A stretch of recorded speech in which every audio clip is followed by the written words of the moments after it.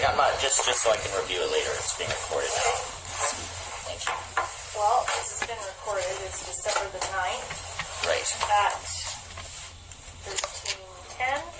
Present at the meeting is Josh Forrester, CPO2, Town of Canmore, Mandy Crawford, Supervisor of Bylaw Services, Alyssa Vickers, Stephen Vickers' wife, And Stephen Vickers himself. Okay, so the first reason I called you this morning had to do with a van that you have parked on the Safeway parking lot that was, Josh had a complaint from and subsequently had a private property tow request. And Josh, you can let him know what you did with the vehicle. So we went and chalked the back tire of your vehicle. Yeah. Put that sticker on it to see if it had been sitting there for over 72 hours. Right. Which it had. And then I apologize for that. this morning I went back to check on it and it had been moved one stall forward. Right, yes. So it had been moved about 15 feet forward. Okay. So under the bylaw, or under the reason, first of all, the reason that vehicle was being moved was because a complaint came in from them that they don't want it parked in the parking lot. So putting it one stall doesn't cut it. Okay. So you're going to have to find another place to park it, and under the Traffic Safety Act, you do have to move it every 72 hours. Right. Otherwise, it's considered abandoned. My next question to you is it licensed to year? Yeah, before we get there, I still have a quick question myself. The way that it works there, so it's a little confusing to me, and I'm trying to keep up with the difference between private property and a roadway or a highway. And Two different things, but they can be the same. right, so it's very confusing to me. So under Traffic Safety Act, which is, we wouldn't need a complaint under the Traffic Safety Act. Okay? Right. So we don't need a complaint if any place that's available to the public to drive, including parts of some people's driveways, depending on how long their driveway is. Okay. All you have to do is look at the Traffic Safety Act, look under definitions of a highway, which encompasses any driving surface in the province of Alberta. Okay. Okay. And includes things like ditches, and there's a big explanation and definition as to what a highway is. Okay. So a vehicle cannot remain parked more than 72 hours in one place, or it's considered to be abandoned. And then there's a whole other act that gets enacted at that point. If a vehicle is considered abandoned under the Traffic Safety Act, there is legal authority for a peace officer or a police officer to tow that vehicle. They don't have to notify anybody. They consider it abandoned once it's been there for 72 hours. So what we do here in the Town of Canmore is we do our very best to contact people and let them know in advance of towing something. So it is important that they make sure that their vehicle is currently licensed, because that's a whole other ball of wax, and that there's contact information. Now, the only reason we didn't tow that vehicle, totally the only reason we didn't tow that vehicle, is because we saw it was registered to you. Thank you. So we knew you were in town. So if you think you're not getting some consideration, you are. Okay? Thank you. Otherwise, that vehicle would have been towed. He had every authority to tow it after those 72 hours. In fact, he could have towed it sooner than that. So you don't actually have to put a sticker on a vehicle once it's determined? Under the law, you do not, no. Okay. If it's there for 72 hours and we've determined it's been there 72 hours, we can hook it and tow it, and it's going to cost you probably $500 to get it back. Right, so how do you determine that? Do you just determine that by chalking the tire kind of thing or whatever? You do it a number of different ways. It doesn't even have to be chalked under the law. As long as somebody knows that vehicle, that's just one of the ways that we do. How could you tell if it had been moved and put back in the same place without something like chalk? Because chalk, as soon as you run over it, wears off. Right. That's what I mean. Without the chalk, though, how could you There's other determine? ways to do it. How? Okay. Well, you got a security camera sitting on a building. You're going to know. Okay. Yeah. I'm not like. Well, I just want to know like what are the other options and how you guys would find out aside from standing there and watching the vehicle for 72 hours, of course. There's lots of different ways you can do it, but the way we use is at this point we use chalk. I mean, for that matter, I could put a rock on your wheel. Yeah, rock on Okay? the tire's a good one. Yeah. All right. I could put a Coke can in front of the front wheel.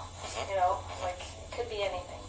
So that's number one. It could have been towed right away. We didn't. We contacted you. So the second thing is, if that vehicle is not a currently registered vehicle, in other words, if it's not registered to the year, so if it's registered to November 2014 and it's now December 2014, we don't need to talk to anybody. We just hook it and tow it. That's That's it. Okay. So if that's considered to be an unregistered vehicle. Okay. Okay, even though it's got a license plate on it, if the year to date is not correct, The sticker, you mean? Yeah. yep.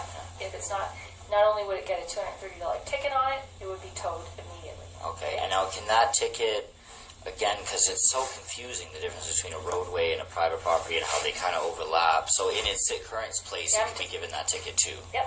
So I'm talking about a highway right now. I'm Yeah. talking about provincial legislation, and that's the Traffic Safety Act. So provincial legislation is the Traffic Safety Act, and also the tow. There's a whole Abandoned Vehicle Act and all kinds of regulations as to how things get towed. So what would happen is if it got towed, you would be responsible for the tow bill. You're also responsible for every day that it sits in a tow yard. Right. So if you were gone for a week and it got towed and it sat there for 7 days, you'd have $350 fee for the storage, plus you'd have probably a $400 tow fee, plus the $230 ticket. Okay. Wow. So this is why it's important Significant. not only to keep your vehicles registered, and I talked to you about your license, how important it was to have your license to the right address. So remember we talked about that before. So if you get a ticket, it gets to you. Right. It doesn't go to court without you showing up, and you don't get convicted in absence, and then you end up knowing what's going on. Otherwise, you could go to renew your license, and you could have been convicted in absence 3 or 4 times and have $1,000 for the tickets. But you can't renew your license without paying, of course. Right. So that covers the ban. It has to be off that property Okay. today. All right. And if you are going to park it on the road somewhere, it has to be licensed in the proper year, and if it's not, it'll be towed. Okay. So, I'll look it up, but I'm pretty certain that knowing that you live here in Alberta, you have to switch that plate over to be an Alberta plate. You only have so much time to do that. And if you're a Okay. resident of Alberta, you can't have a vehicle that's registered in Ontario. Okay. Okay? That vehicle's not registered to you in Ontario because you don't live in Ontario. You live here. So you Okay. have to have it registered to where you're living. How much time does that? Well, your driver's license is 6 days. I think you have 30 days on a plate. Okay. So it's yeah, long I'll have to look it overdue. up. Yeah. Okay? So you'll need to, so if you're going to park that vehicle on a roadway, I'll call it a highway. If you're going to park this anywhere within Canmore, Yeah. and that includes private property, it has to be licensed to Alberta, and it has to be insured in order to get your plate on it, right? Right. So, you're saying even private property. So what about like a scrapyard then? Like all those vehicles have to be like registered, or? Well, a scrapyard has ownership of those vehicles. If Yeah. you drop it off, so it's a totally different story because they're their vehicles. They own the vehicle and it's on private property. That's so that in that That's situation. what if their land use, and again, so now you're looking at a whole. You can't just go park it on Buddy's backyard. No, Okay, because it's without his permission. You mean, or just in general? In general. Oh, Because okay. the land use bylaw doesn't allow you to start storing vehicles in your backyard. If Okay. you had a really nice house and the guy behind you's had 15 vehicles in his backyard, you can see it from your porch. You'd probably not be happy about that. What about a person who's like renting out space for vehicles, which does happen in this town? You can pay $50 a month and you can park your vehicle Right, in my as driveway. long as they're not in violation of, you have to check and make sure that. See, the thing is let's say you found a place just that you could rent. Oh, I'm renting $50 a month. You can come Yeah. park your vehicle here. You better check and make sure that particular homeowner has what's called a development permit and is allowed to park those vehicles there. Because if they're not, and they don't tell you, and you pay the $50 a month, and you come back, and all of a sudden the town's been after them for maybe a year, and Sure. all of those vehicles are towed. It's your vehicle, you'll pay the tow fee. Oh, okay. So if you're going to park it, make sure the person has permission, and don't just take their word for it. They have to make them say Permit it. of some kind. You can check with the town of Canmore. Does this property here have a permit to park vehicles in there? The property that sits over by the school there, where all the rental vehicles are, the U-Hauls, Okay, yeah. I think he has a development permit to be able to park vehicles there. And Right. it's an industrial use area, it's not a residential area. So there's a whole bunch of rules when you live in a town that just the town has decided, not me. Yeah, the bylaw. In order to live here, you have to behave this way. So I understand that. the next piece, so you know about your van. You've got to get it on Van's the road. got to go, I And understand. it's got to get registered to Alberta, otherwise, it doesn't take anything for an RCMP officer or one of us to drive by and go, oh, that's an unregistered plate. Oh, we can tow that right away. I mean, that's all we need is somebody Could you imagine if everybody had 2 or 3 extra vehicles, or even 1 extra vehicle, Right. parked them all over the place, then there'd be no parking for everybody else. All right, So this is now getting into the RV, I believe. recreational vehicles and trailers. No owner of a vehicle or driver. So either owner of a vehicle, so if it was hers and you drove it, it wouldn't matter. It's either or. Shall park a recreational vehicle or trailer, yours is in a recreational vehicle, attached to a motor vehicle between midnight and 8 a.m. on a roadway or public place other than a campground. And that Unless. really is Unless. all you need to know. Just a second. Okay. You did skip the word unless at the end. I haven't got there yet. Okay. Okay? So you've got a recreational vehicle. Yep. You're parked in a public place Yep. because that particular place is considered public. Any place that the public has access to is considered public. Yes. And that's why it says other than a campground. Right. Okay? Unless it is parked on the area of the street immediately adjoining the owner's place of residence. You Right. don't own a place No. in town, do you? Okay, No. so that strikes that out. Unless, and that includes the above one, because it has a colon. It is Yeah, parked- unless A is parked in front of a And- thing. No and. The colon includes it below. It's a semicolon, and a semicolon does not imply the word and at all. I'm going to tell you right now, all of these things have to be, all these 3 things Well, then have the to wording be. needs to be changed on the bylaw, because Then the go way to it a lawyer. reads... No, I don't need to. The way that it reads right now is that you cannot park between midnight and 8 a.m. on a roadway or public place other than a campground unless... And now, because the bullets are in letters... A, B, and C. Right, because the bullets are in letters, they are individuals. A, it's parked on an area of street immediately adjoining the owner's operator place of residence. Parked there? No. Okay. Okay. And you're So unless A, so A doesn't work. Okay, unless B, it is parked for a period no longer than 36 consecutive hours, which I've so far been doing, since I read this, I've been very careful to keep that. Or C, it has not been parked in an area of the street immediately adjoining the owner or operator's place of residence at any time during the preceding 48-hour period. So if we were to replace the semicolon with a word, the closest word that would fit in those situations is or, not and. Stephen, do you have a legal degree? No, I just read. Can I tell you something? A lawyer wrote this. Mhm. He knows how to write a bylaw. He understands the subsections included in 8.1. Well, I've had He's- 2 friends with legal degrees, well, one with a partial legal degree, Then- never finished, then one take with a them to legal court. degree to read it, and they've both said that there is no implication at any time on this bylaw that says anything about there being all 3 of these needing to be in together, or that they're attached in any way. These are 3 separate stipulations that are I'm afraid exceptions to the bylaw.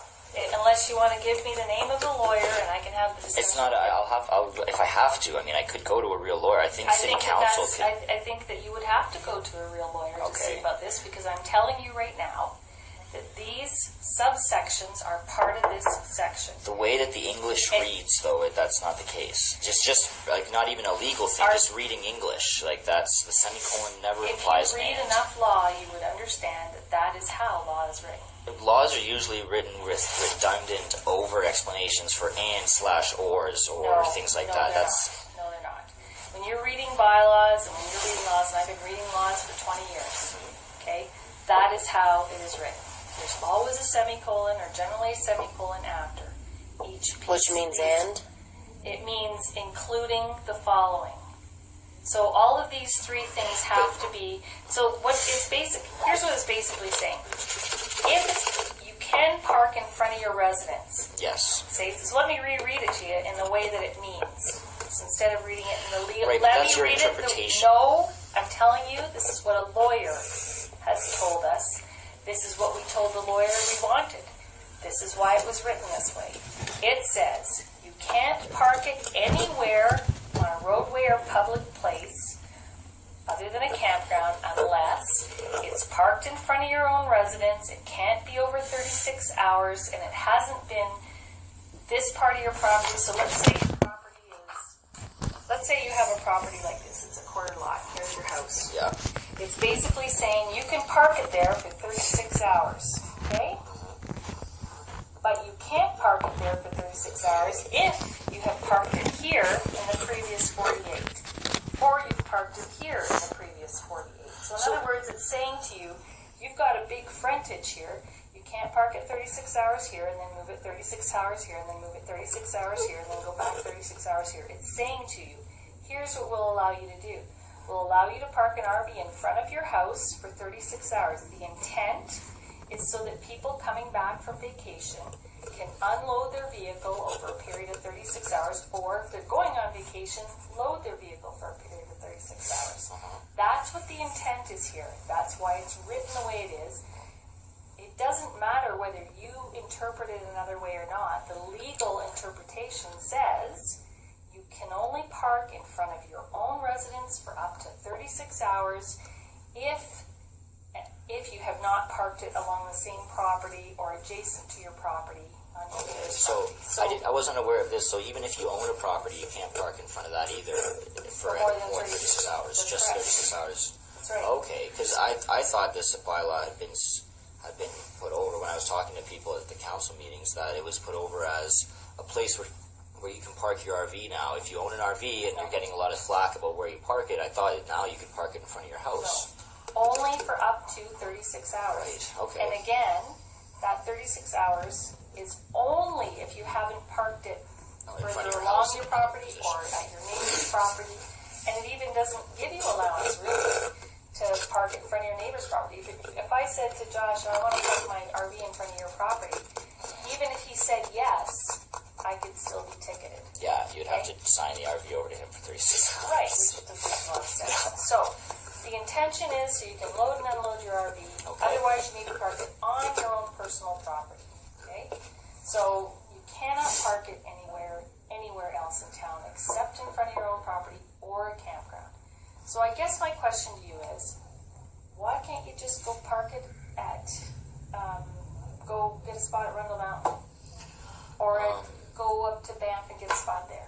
Well, Banff's really inconvenient. The Rundle Mountain one, though, I've had trouble getting a hold of whoever's running it for Yarmalloy now. I'm not sure who that just is. show up and park. They'll come and find you. Yeah, They will. Well, that's what everybody does. Yeah. Even some provincial parks in the summertime, you show up, there's nobody at the gate, you park, they come around, they bang on your door in the morning, and they say, okay, you owe us $26 for being here.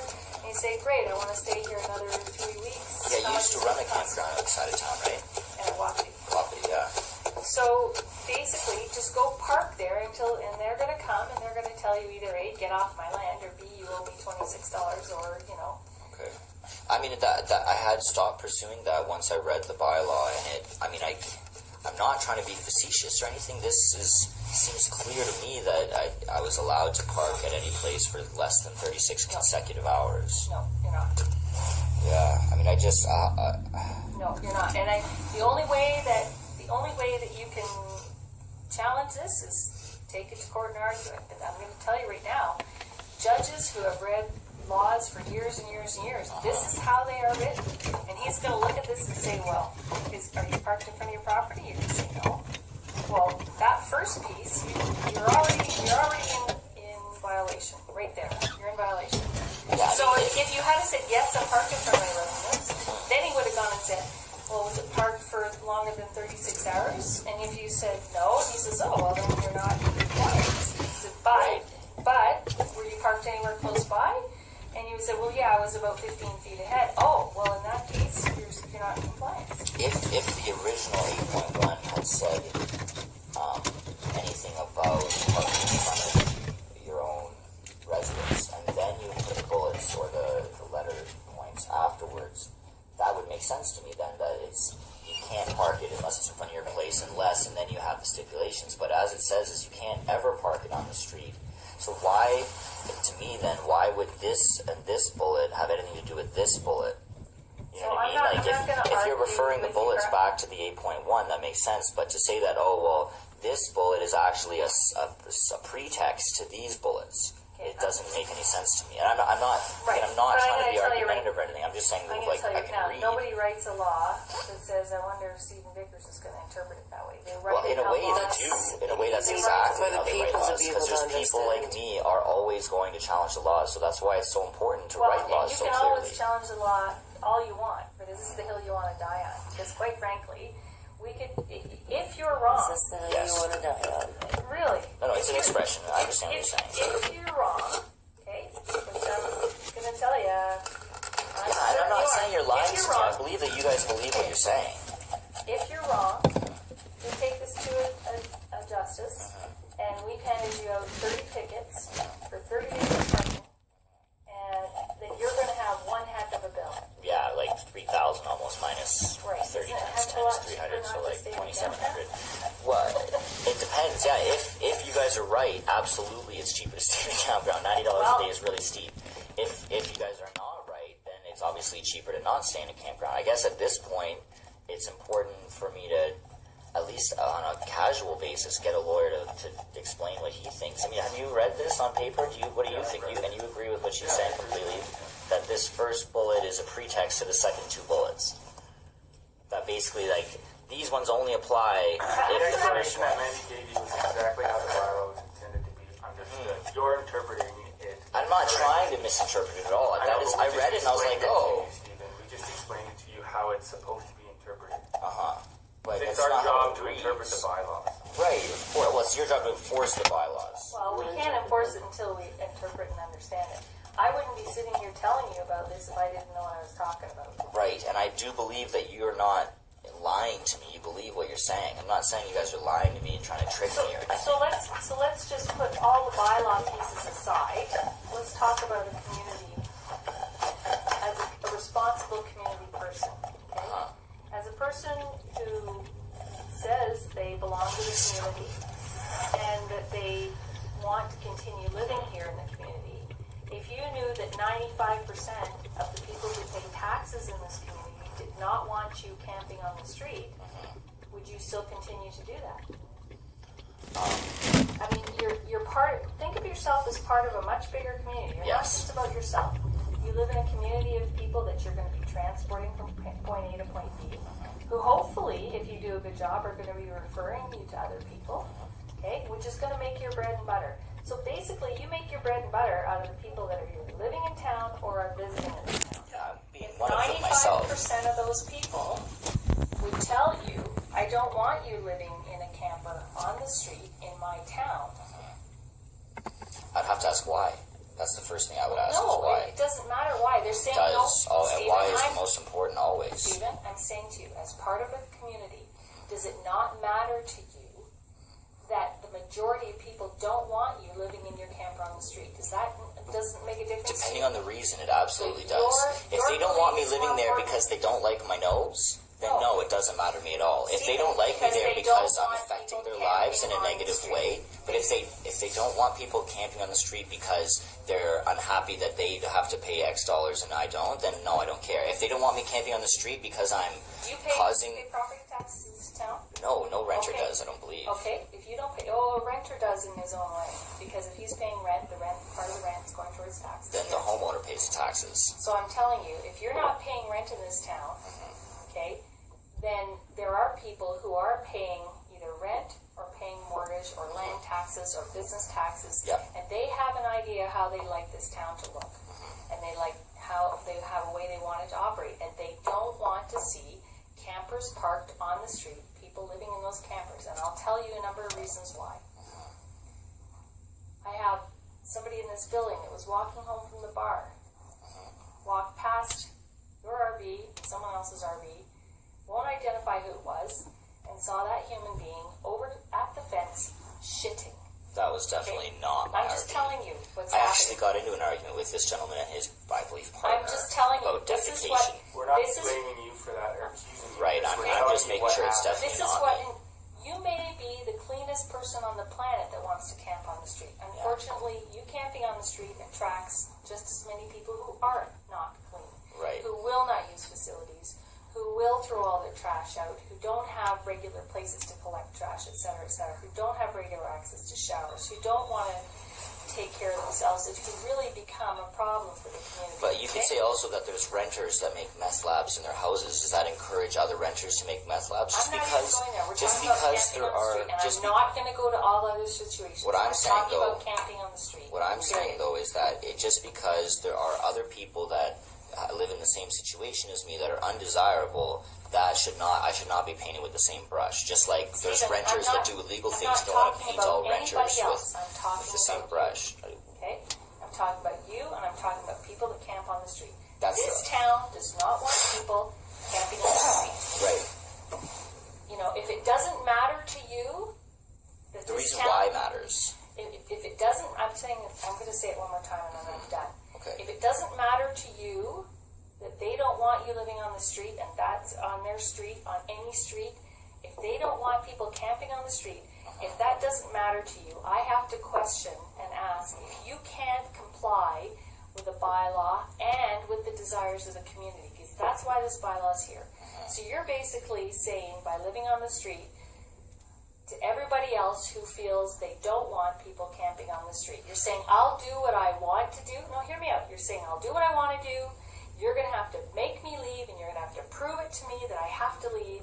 I am not going to comply with what 95% of the population of this town thinks, because I don't really give a crap. I'll live where I want because I think I have just as much rights as I want to take, period. So here's the That's deal. not what I'm actually saying. You put all those words in my mouth. I'm telling you, that's what they're hearing from you, because you don't move, because you don't go stay in a campground, because you don't want to contribute to the local economy in that way, or perhaps because you don't want to live in a way that this town has said they want people to live. So here's the thing, None of there are those are the campgrounds. reasons. I could explain what the reasons are. You're just making up reasons and then trying to move ahead before I have a chance to explain myself at all. Because you talk in circles, Stephen, I don't have time for this. I'm telling you, the law is you can't stay on the street. So I'm telling you this for the last time, okay? If you want to argue that, find yourself a place to stay. We won't give you any more tickets. I see you again. You're getting one for today, by the way. You'll get a provincial one this time. For what? For what? Because I was right by your camper at 7:30 this morning, right behind Save On Foods. Okay. Yeah, which we just... For one, I do believe Doesn't you have to matter if- prove that you were there by leaving a ticket with a No, I timestamp on it. don't. No, you And don't. secondly, No, you don't. And that's why I have a notebook, Stephen. at this So point, I here's the really... thing. Okay, anyway, If you don't- going forward, yes. If I catch you on the street again, or any of my officers catch you on the street again, in the RV, or whether you're in it or not, if that RV is parked on the street or in a public place and doesn't comply with this bylaw, you will be getting a ticket. I would suggest to you that if you don't agree with the bylaw or you want to test it in court, the best way to do it is to go ahead, find a campground or wherever you're going to go, and take it to court. If the court says, hey, that's not right, he was there for less than 36 hours, blah, blah, blah, blah, blah, then Bob's your uncle. That way, you don't have to pay that ticket, and you can go back to doing whatever you want to do. But I'll tell you right now, it's going to be pretty painful for you if you continually get a ticket, and you end up in court with 10, 12, 15, 30 tickets, all with the same amount on it, and the justice looks at you and says, did the officer explain to you? And you say, yes, he did, but I didn't agree with it, and I didn't understand it, and I didn't think it was right. And I can tell you right now, the justice is going to say, well, whether you thought it was right or not, you were told and told and told and told, and you didn't do it. So did you ticket the other 3 vehicles also beside us? I'm not trying to get them in trouble too. I don't And want that's to. aside from it. This has nothing to do with them. Each individual we deal with individually. I'm not going to compare this. Targeting. No, I'm not. And if you looked at how many tickets we've written about parking overnight on the street. Well, I know most of the people in town that live in RVs, so I know how many tickets you've given out. And do you know how many they've got in the mail? No, you don't. So Well, they some would of tell me. They would tell me. you may not have even got them yet. We are Some of them ourselves. get put on RVs, and if we go to provincial ticket, they get mailed. Okay, so it's a totally different story. If your RV is registered in Ontario, and your address is in Ontario, that's where the ticket will go. Right. Okay. Yeah, I know So- you're talking about that other RV, of course. Okay, so as far as I'm concerned, there's not a lot here to discuss. You've made your point. No, I'm you're telling done. you what the law says. Sure. You want to take it to a lawyer, spend your money that way, go ahead. But I'm going to tell you, if your vehicle is found on the street between the hours of 12 and 8, parked, and it's been there, and there's ways we know it's been there or not been there. You Sure. know, if you've just pulled up 10 minutes ago, don't think I don't walk around in front of the vehicle and feel that the engine's Sure. Okay? My engine's inside, but it's sure, absolutely. You're going to be able to tell how long it's been parked there. Sometimes, yeah, absolutely. Although I have, for instance, that RV we were talking about that's registered in Ontario, the New Zealand gentleman there with the weird RV with the round back. I saw them one day. We were both parked at the same place. They left around 7:30, went to the elevation place, which one of them works there, and they both work out there. They got a ticket that morning. They were parked there at 7:45 because they left. I saw them leave at 7:30. Sorry, at 7:45 they got a ticket for being parked between noon and like and 8, I said, or if you midnight. want to challenge the bylaw, that's what the court's going That one's not even me, but I was just curious. So, because you said just a second ago you would check to make sure you hadn't just arrived, but then at the same time, I have evidence that didn't happen. That they even said to them, "I just got here," and they said, "We don't care. It's between." I believe it was the lady you were with. I'm not sure, but I believe it was the lady you were with that other Between day. 12 and 8. And, Right, and so we're you not going to talk about other. on the road between 12 and 8. Right. So, but that's contradicting what she just said a second ago. Is that she would check to make sure that, and that she would make sure that it hadn't just arrived, and that What there I'm was saying exceptions. is there's some discretion there. If I see somebody drive up at 10 to 8 and park their vehicle, Right. it's a totally different story. Okay? Yeah, which I agree with.